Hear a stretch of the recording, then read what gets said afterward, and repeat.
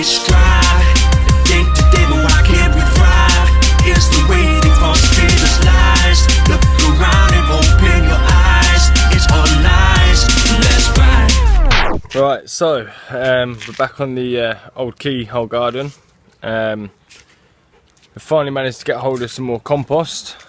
So we're gonna fill up a few buckets and take it over to the Keyhole Garden and fill it up to the top, and then we're gonna finally get planting our herbs and our fruits and bits and bobs. So this is going to be the last stage, and hopefully everything's going to grow nice and abundantly. Yeah, the puppy seems to have taken an interest in all the rotten food that's down there that I've been slowly trying to make a start on the compost. So as you can see, there's some rocks around it, but that hasn't stopped anything. So going to put it back in, put some more rocks around it to hopefully make it more stable, and also put some sticks through here and weigh them down with the logs so that it's not quite as easy to dig up. So yeah, we're going to go and get some buckets full of the compost and yeah, get to work. Also, I forgot to mention one thing that's good for fertilizer is wood ash and burnt clippings and the ash from a fire. So I've had some strimming done recently, so we've got a big pile of stuff we need to burn there, and obviously because of the conditions and the recent bushfires, etc., safest way to do it is on the barbecue.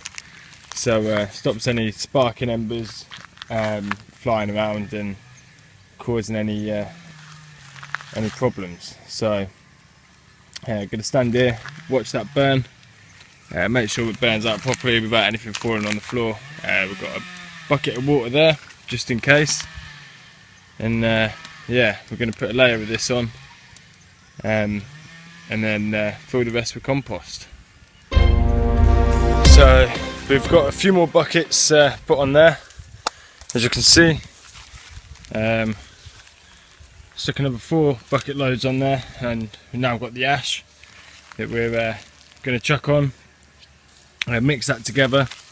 When I say a bucket, it's more of a crate, but yeah, we're going to put the ashes on, mix it together. Let's move out the way. Go away. That's hot. Yeah, got to be involved as usual, bless him.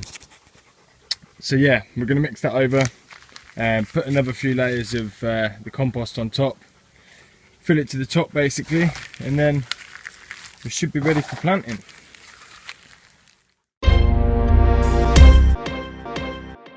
After probably 2-3 months of an hour here and there, it's probably taken about 4 or 5 hours in total, excluding the drying time for the cob. We're finally at our end goal, so take a look. As I mentioned before, our funnel is where we put in our food waste. So I've already started collecting old tea bags and old food waste and vegetable clippings and stale bread and that kind of thing. So yeah, we'll feed it just by watering it through there, and hopefully it will spread out through the roots as they will start growing. But I've split the herbs into kind of doubles, if not triple, on the chives, just to help give it some extra growing room and create some more abundant produce. And so I'll explain what we've got. We've got our 2 blueberry bushes there. I've put them further back because, as I noticed early on, they don't like too much sun, and this is probably the shadiest patch of the garden, to be honest. And we've got our basil, which looks like it's dying, but if you look, these are just oh, pulled that out a little bit there. Yeah, looks like it's dying, but if you look closely, you'll see that these are actually seeds. So we'll leave them on and let nature do its thing, and hopefully they'll spread. We've got our chives there. I've just planted some more. As you can see, they were seeding as well on these dry bits, so I've taken those off and planted some inside. And I've split the thyme bush again, like I say, just to give it more growing space and double up the produce hopefully. And behind I use quite a bit of rosemary, so there's not much left, but the plant's still there, and hopefully it's as you can see, it's still growing. It's got new leaves coming through. Over there we have a spinach plant, so I haven't had any produce off that yet, but again, if you look closely, you see there's I don't know if you can see that, but you see that it's seeding. So again, I've taken the seeds off there and planted some indoors, so we'll see how they go.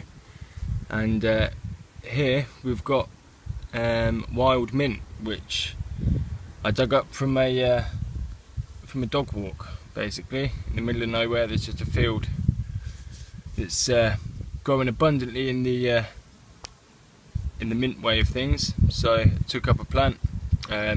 It's starting dying because obviously there's been little rain around here and the sun's been really hot, so I took the plant with the roots and nurtured it inside for a bit, and it's come back to life. So I've got another one inside, but I haven't planted two, basically because anyone that's grown mint before knows it spreads like a weed. So a good weed obviously, but I don't want it to completely take over the whole keyhole garden. So yeah, we'll update on it in a couple of weeks or so, see if everything survived and if it's started growing some more, but I'm quite happy with that.